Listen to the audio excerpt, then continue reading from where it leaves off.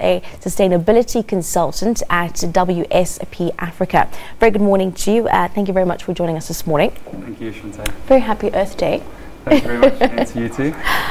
Essentially, the theme this year for Earth Day is a plastic-free world.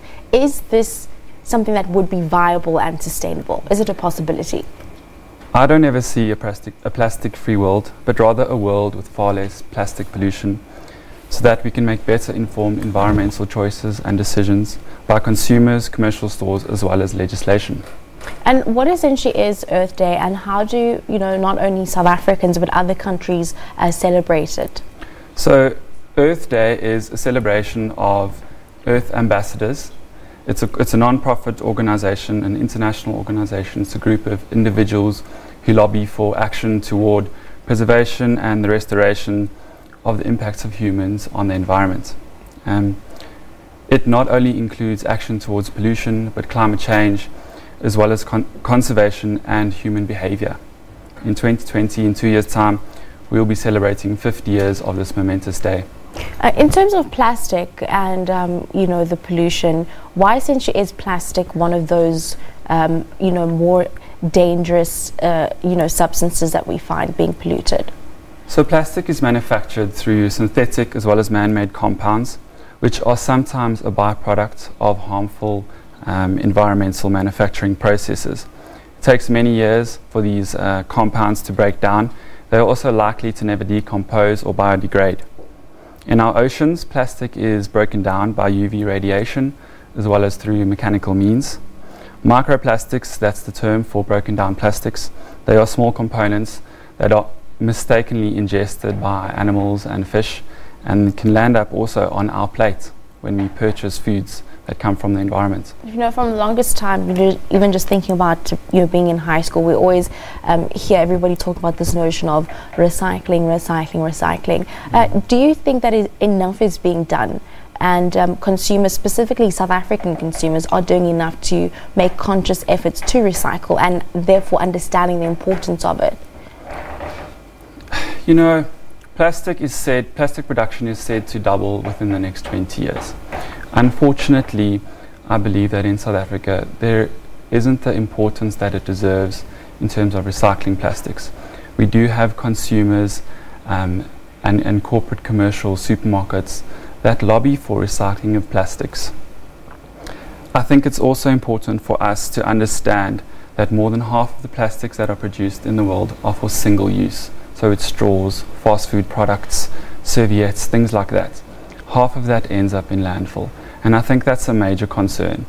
In South Africa, we acknowledge that as an African, we love nature and we have a responsibility toward nature, and part of this is recycling. Yeah. I'd like to introduce a resource that we can all look at. It's petco.co.za.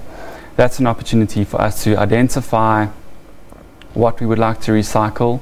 Okay. You can indicate your location on this website and it will tell you where the nearest recycling station is. That's a good resource for people to use as consumers. On top of that, I think corporate supermarkets also have a big role to play. We see 1 or 2 recycling stations outside supermarkets, but we are not incentivized as consumers to actually do something about it. Recycling also to a lot of people seems like a lot of admin. When you're at tertiary level or secondary education level, even primary school level, you are somewhat taught the importance of recycling. Is that not something where one could look and go back to basics in instilling the importance of recycling already at a younger age, so that that's something that you would implement in your household and grow with it? Absolutely, it is extremely important to start that at a grassroots level. Yeah. Something that's important for us to acknowledge is the concept of life cycle thinking. So that's the ability of a person to investigate personally the impacts of the choices that they make, to understand what they are doing, what they are consuming, and where this ends up at the end of that product's life.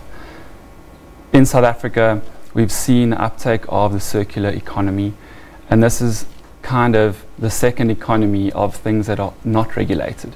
This is inclusive of informal recycling.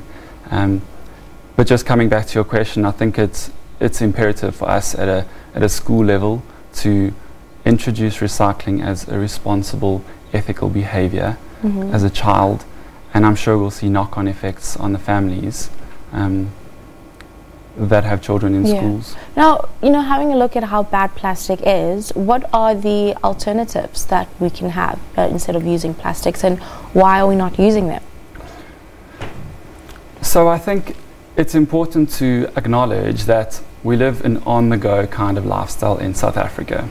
In the 1950s to the 1970s, internationally, where we saw a boom in plastics and single-use products, this is where we are currently still in South Africa. So we're relying on historical methods and means of producing plastics for us to use.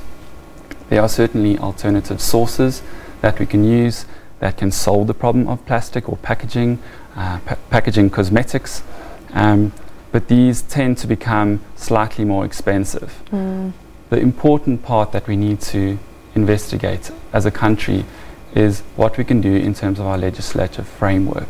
That way we are able to introduce incentives for people who do the right things rather than taxes for people who do not. Definitely. Now, for somebody who's watching now and just learnt that today is Earth Day, essentially, what is your message to South African consumers and how to spend this day, and you know, essentially the message behind Earth Day? So I think a really important part of how we can make an impact on today's thoughts is to go around our homes, go around our offices and our schools, and actually identify how much plastic there is in our life. The next tip which I'd like to give people to do is to start reducing and refusing single-use plastics, as well as practice life cycle thinking. Definitely. Thank you very much for joining us in studio. That was Gregory Rice, who is a sustainability consultant at WSP Africa, just giving us a bit of a forward behind Earth Day. Of course, it is International Earth Day. It is celebrated annually on the 22nd of April. Some other news.